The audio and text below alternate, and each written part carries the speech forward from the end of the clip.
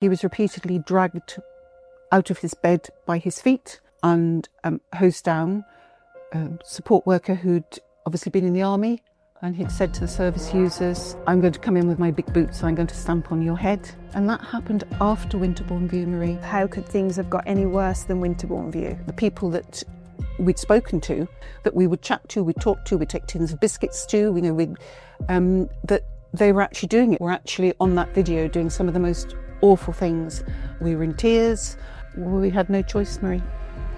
He's your little boy, isn't he? We had absolutely no choice in terms of you either cope and get on with it or you don't. Those are the two choices. This isn't an easy conversation. Today I'm joined by Sarah, a mum to one of our amazing clients here at Complex Community, Luke. And from the support I'm personally involved in with Luke's package, I can tell you he's a bright young man. He's funny, sharp and very much his own person. Indeed he is, and he's quite a character, as you know. He certainly is. And what hurts Sarah is that Luke's journey through the care system has been something no family should ever have to go through. As you say, it's been a very traumatic journey, and until we found Complex Community, Luke had inadequate care and suffered neglect, poor care and abuse, including Winterbourne View. Sarah, for those who don't know Luke, could you tell us a bit about him? Yes, absolutely. Luke is currently 36 and he was born healthy. His milestones were advanced. He walked at 10 months. He had the most amazing vocabulary. He was incredibly articulate and he started reading before he went to school. At the age of 2.5, Luke suddenly started having seizures. And as a child, he had 40 in a 24-hour period throughout his childhood. And a large number of those were at night. And then when Luke was 6, he had Campylobacter, which is a very nasty bug, and he had status seizures for 3 weeks. And from that time, we lost the little boy that we had because of the brain abuse from all those seizures. He also had investigative brain surgery at King's College in London with an amazing surgeon. But unfortunately, at the end of the 3 weeks, there were so many areas of the brain that the seizures were coming from, the focal points. Surgery was not an option. Luke, throughout his life, has had numerous hospitalisations for his epilepsy, for sepsis, for quite a range of physical conditions. And he's been in an induced coma 7 times in a life-threatening situation. And, you know, he's just been remarkable. He has a learning disability, and that sort of became apparent after he'd had the brain abuse, really, age 7 with the status seizures. And he has hemochromatosis, which is an iron condition. And he is autistic. He has a vagus nerve stimulator in his chest. You know what that is, to support, to try to decrease some of the seizures. So he's had a number of challenges throughout his life and has shown most incredible resilience and bravery. He has. What's it like being a parent to Luke? Oh, a roller coaster. It's been traumatic, but there have been many happy times within that. You're a parent, Marie, so you know that when your children are born, there's an overwhelming love for life, as I have for both my children. In terms of parenting Luke, my husband and I, have had to give up, I suppose, our hobbies and interests because it's been all-consuming. We have both worked, and I look back, I wonder how that happened, really, particularly when Luke was awake all night. We, have had to advocate for Luke on so many occasions, particularly around his inadequate care. So that's taken a huge amount of time. I think any parent will say having young children, tiredness goes with the territory. Yes. However, at times there was near exhaustion when Luke had 20 seizures a night, 40 in a 24-hour period. My husband and I, for many, many years, took it in turns. One of us would sleep in his room. He actually had oxygen at the time. We were worried he was going to have status. We'd then get up for work and, perform as you have to at work. It's incredibly frustrating parenting Luke because we have battled health authorities to get the correct care for his physical health. We've also, as you're aware, battled because we knew Luke was in inadequate settings and nobody was listening to us. And there have been 2 independent reviews commissioned by NHS England about the poor care Luke has suffered. And, within that, they do state that we were never listened to as parents. So we were quite battle weary, really, until we came to complex community. I think you have to prioritise, as a parent of somebody with a learning disability. And it does change your family dynamics. We, have 2 sons. We're very proud of our oldest son, who's done extremely well. He's always been very understanding of Luke. But I was often away for long periods of time in a hospital with Luke, and not always locally. When he was having treatment and investigations, my husband would stay behind with James because he had to go to school. So, it changed the family dynamics. We weren't always able to do things as a family, which we'd hoped to do. But parenting Luke, there's been a huge amount of happiness as well. And as a child, we took Luke abroad on many, many occasions. We gave him trips, we gave him experiences. You just had to plan differently, really. The spontaneity, if you like, is gone. And I think that is one thing with the child with learning disabilities and autism, and obviously Luke's epilepsy, is spontaneity of life goes. So you have to plan. But we had many, many family occasions with the wider family, which were really happy. Luke went into care as an adult, and he had 17 placements in 13 years. A number of those placements were inadequate, including Winterbourne View. He suffered poor care, neglect and abuse in a number of those settings. One I consider to be even worse than Winterbourne View, and was after Winterbourne View. Luke had a number of placements many miles from home. The longest was a 6.5-hour round trip, and we used to visit at least once a week, if not more. He was never listened to when he tried to express himself about the poor care that he was experiencing. And as you can imagine, Marie, and it's left Luke with a huge amount of trauma. And that's why, you use that trauma-informed approach. It meant that Luke found it very difficult until, the wonderful care team he's got now, to trust people, because the very people who were supposed to be looking after him were abusing him, and he was neglected and had poor care. If you're comfortable, are you able to tell us about some of the Winterbourne story with Luke? Well, we were phoned up.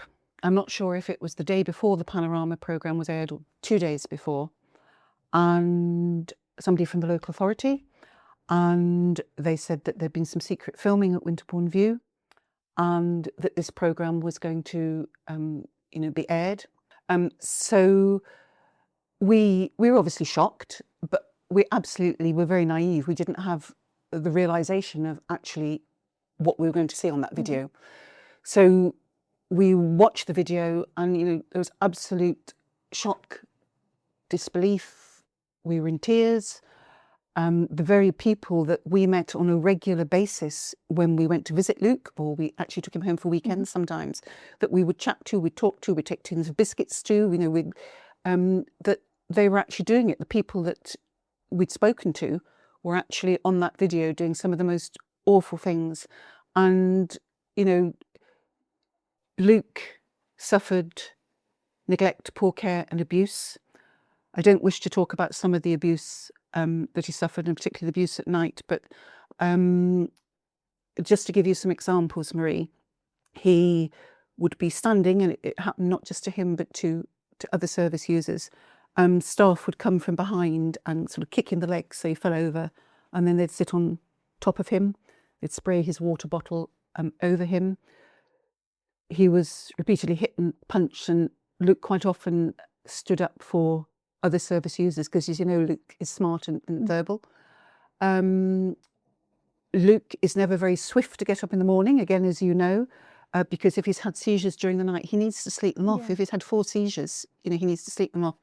And he was repeatedly dragged out of his bed by his feet, put into the shower tray, not even standing up, and then would be squirted with shampoo cleaner and hosed down. Luke will never have a shower now, and he's not too keen on bathrooms. No.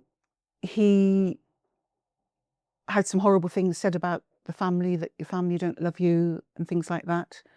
And of course he witnessed some awful things that you saw in the video as well with other members. Yeah. And yeah, I mean, it's left him with trauma. He then had to be very swiftly moved from Winterbourne View. Within 2 days of Panorama, again, he had another move with no planning or transition. He was just plucked and put in a place in Gloucester. It had to be somewhere quickly. But he was a witness in the court case. Yes. And we are incredibly proud of Luke for giving that evidence. He was interviewed twice, video recorded, as we are now, with the police. We weren't present. And the police phoned us up afterwards and said how proud we should be of Luke, how brave he was, because he went through in quite a lot of detail about what had happened to him and what had happened to the others. And they said he spoke with clarity, although his speech is slurred, it was clarity the way he gave that information. And they cross-examined him, and that they knew that he was telling the truth. That again, I think, has led to trauma. I went to the court case at Bristol Crown Court for 5 days because I felt I wanted to give some sort of closure. And at that court case, there were other things that weren't shown on the Panorama video, which were even worse. It's hard to imagine that there could be even worse than what was shown on the Panorama. Yeah, it was just, and the defendants were there and we were sort of sitting here, the spectators. One thing was that I did meet at the court the wonderful undercover reporter who was so brave to do that, because if he'd been found out. So the trauma that it's left Luke is considerable from Winterbourne View. And you had no indication at any point the whole time that you were there? Well, one of my deepest regrets, Marie, is Luke was in an inadequate placement, and the local authority wanted to move him out quite swiftly from that placement because they knew, again, that it was inadequate. And they came to us and they said, it's highly recommended, there's been success. It was sort of slightly stepped down, really, and we think that, it would be the right place for Luke. So we went to view it, of course we did, and it was a modern building. And I can still remember downstairs there was a huge art and craft room, and as you know, Luke enjoys art and craft. There was a big sort of, if I call it a training kitchen for independent skills, for doing laundry and things like that. And then there was a great games room with puzzles, and as you know, Luke likes puzzles and games, and there was a bit of gym equipment. The perfect setting for Luke. All looked fine. Yeah. We went upstairs, and I can't believe that we didn't pick up on it, that we weren't more astute. We went into a large, I suppose it was a lounge area really, and all the way around the perimeter were the service users, and then dotted in between members of staff. And the senior leader who was showing us around and doing the sales pitch, of course, I said, this seems strange. All these people have complex needs and nobody's doing anything. And there was a TV on, nobody's saying anything. And he said, it's 5 minutes until lunch. And it was 12 o'clock. He said, it's 5 minutes to lunch. They're just getting ready for lunch. And I remember thinking, I don't know.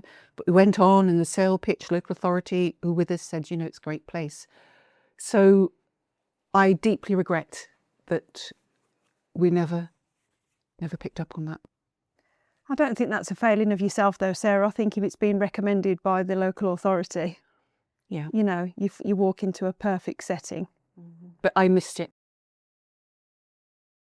It's been mentioned about a diary that you found of Luke's. Are you happy to share any information on that for us? Yep, absolutely. That actually was, so I think I need to add, Marie, that when Luke left Winterbourne View, We were promised the best possible care for life.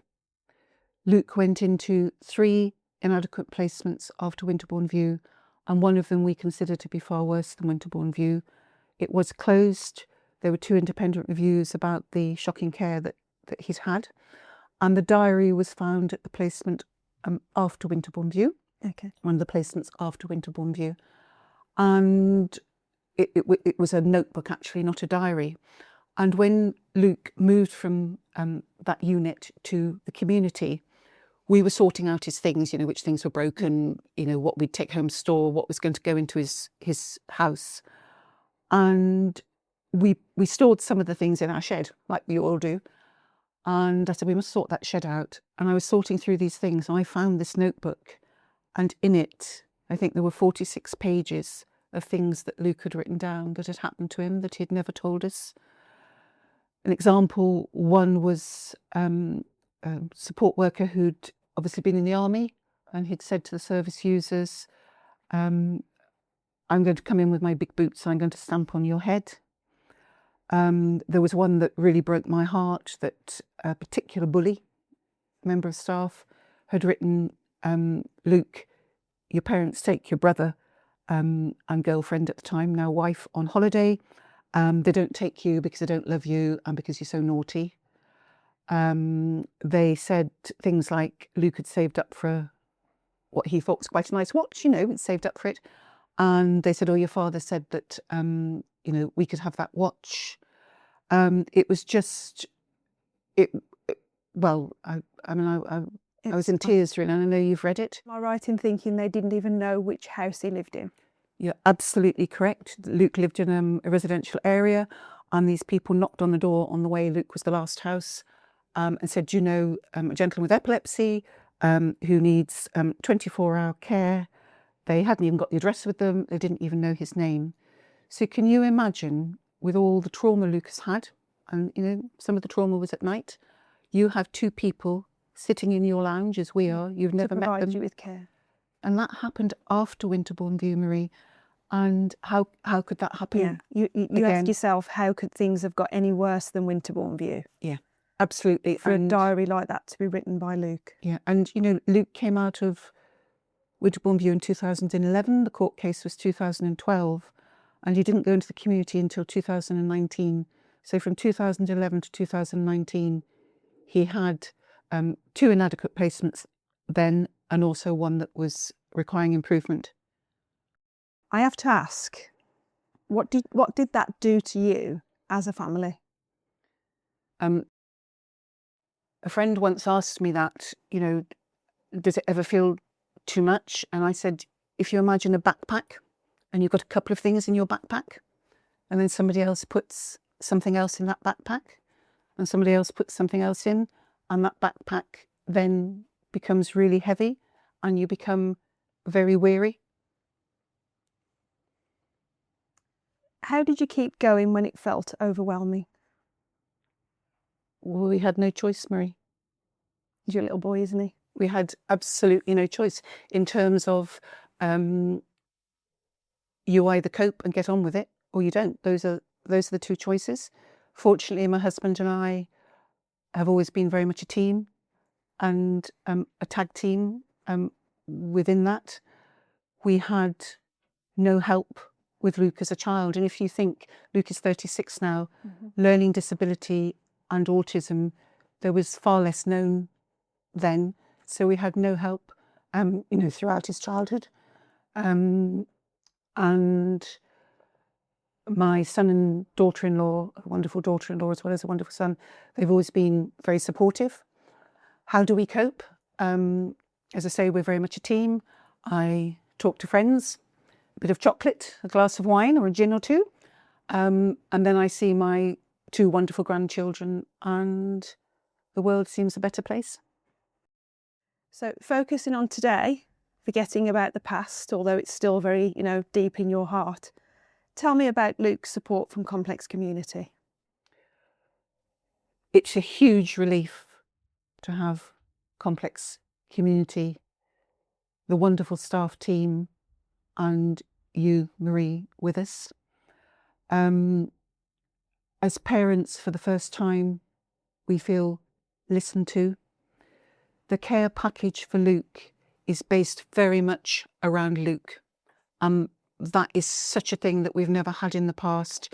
It's not one size fits all, because there are a number of people with learning disabilities and autism, Yeah. but within that, as you know, it's so different. And Luke has a number of strengths, but he also has his little foibles, shall we say? These moments. And so it's all around Luke. It's around the staff that Luke wants. It's an incredibly personalised approach to the package. And just sort of, for me, one of the important things really in this podcast is that Luke now has the most wonderful, consistent, caring staff team who work with him. They are the most dedicated, committed, compassionate people who really enjoy working with Luke. They understand Luke so well. They've been trained to meet his needs. They really understand a trauma-informed approach. I know you've trained them about what's happened to Luke in the past, so they understand what's happened, and when new staff come on board, you train them as well. They obviously have the epilepsy training. He has a core, tight staff team who really follow the PBS, the Behaviour Support Plan. They understand the severity of Luke's epilepsy.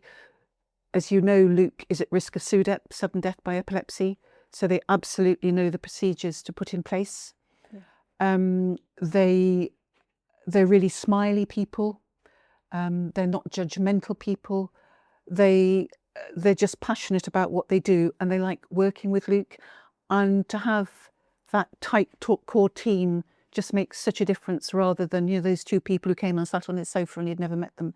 Yeah. Luke's always got that familiar face now, hasn't he? And something which has just been such a joy, Marie, is there has been so much negativity about Luke, and to hear the positive language that's always used, reports, talking to you, talking to staff, MDT meetings, it's based on Luke's strengths. And after years and years of negativity, that has been a joy. The staff team take him out in the community, which he loves. He loves to go for a cup of coffee. Yeah, he really enjoys that at the garden centre, as you know. Marie, you've made a huge difference to Luke and to his life, and we're deeply grateful to you. Bill and I no longer feel that we're doing it on alone. You said, how do we cope? We know that we can contact you at any time. You can. And, that gives us a sense of relief, security, whatever. And I know even at weekends when you're not working that you would speak to us if needed.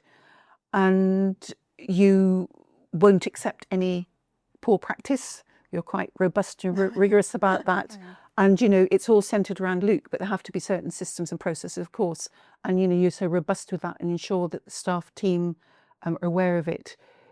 And something that's really, we really notice is that you're an advocate for Luke. And yes, there's a business, but it's all about Luke. I think it's apparent from the, regular meetings that we have now that it's all about Luke. It is, absolutely. And that's how it should have been all along. And, long may that continue, really. But doesn't it show, Marie, how the right care package, Luke could have thrived a long time ago.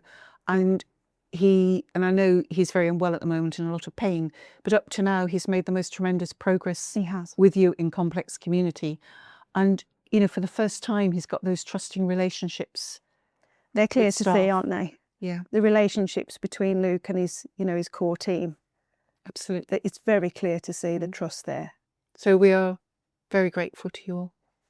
Thank you. And I know you tell the team on a daily basis how grateful you are. Send them some cakes and they're happy. You do. You're very good at making cakes, Sarah. You could send some to the office. I should have thought today, shouldn't I? If there was something you could tell a parent struggling to find the right provider to support their child, what would you say? I would say never give up hope. You're the best advocate for your child. If you give up hope, you know, things are not necessarily going to move forward. I would say don't take the first provider that is presented to you if you feel that there's something that's not right. Yeah. I would say a consistent staff team, or certainly for Luke, is really, really important. I think that when you're talking to providers, sometimes they talk about and group everybody together, individuals with learning disabilities and autism. We do this for, rather than talking about your child as an individual and their needs. I think that that is really important. I think that, you know, when you're choosing that provider, what is so difficult really is the loss of the child that you think that you had and you had aspirations for. And, you know, at 7, we lost the Luke that we had, the remarkable little boy that we had. And, you know, when you're choosing provider, you think, I don't want them to go into care. But you have to think about the here and now, not what you've lost in the past, and don't think too far in the future. I think one of the things for any parent with complex needs, a child with complex needs, is the worry for the future when we're not here. You know, I really worry what's going to happen when we're not here for Luke, but focus on the here and now. What's right for Luke now? What provider is right for Luke now? Get things right now, and hopefully things will flow in the future for Luke. And, you know, I think talking to other people with children with complex needs, and, you know, Luke's still my child, he might be 36, is we made the decision a long time ago not to be bitter, because it's very difficult to not think about what life might have been like. And we all have aspirations for our children. And, you know, for many children that doesn't materialise. But it's quite difficult to, sometimes you see friends with children, you know, who are going in their similar age, going in their walk of life. And sometimes I think, what would Luke be doing now? Where would he be living? Would he have a partner? Would he have a family? And I think when you go into care, you know, putting your child into care, you really have to think about the now and try to, you can't forget that loss, but that's what it is now. And you've got to find the best provider for the here and now. And as proven with Complex Community, the right provider is out there. And it takes a lot of energy. It takes a lot of questioning. And the other thing I would say to parents is question, question, question. I think sometimes we may have been perceived as difficult parents, but after that experience at Winterbourne View, as you know, we challenge, we question, we ask for answers. And I would say that to parents is, you know, don't feel that you can't challenge and question around that, and ask those really sort of challenging questions. Yeah, because we missed it that time at Winterbourne View. Yeah, he's you know, he'll always be your little boy. Yeah, he might be 36, but you still want the best for him, don't you? Yes, he is. Yeah. You know. Well, thank you for joining us today, Sarah, and telling your story about Luke. I'm glad Luke is in a happy place now at Complex Community. But I want to promise you that I'll continue to do everything that I have been doing for Luke for as long as I possibly can. Thank you, Marie, and thank you for giving me the opportunity to tell Luke's journey, and thank you and all of the consistent and wonderful staff team of what you're all doing for Luke. You're very welcome. That positive care with Complex Community will remain. That's our promise to you. Thank you. If you've been affected by similar situations and would like to talk to us, you can contact us on 01952 781 111. If you are joining us on socials, don't forget to like, comment and share. And thanks for joining us.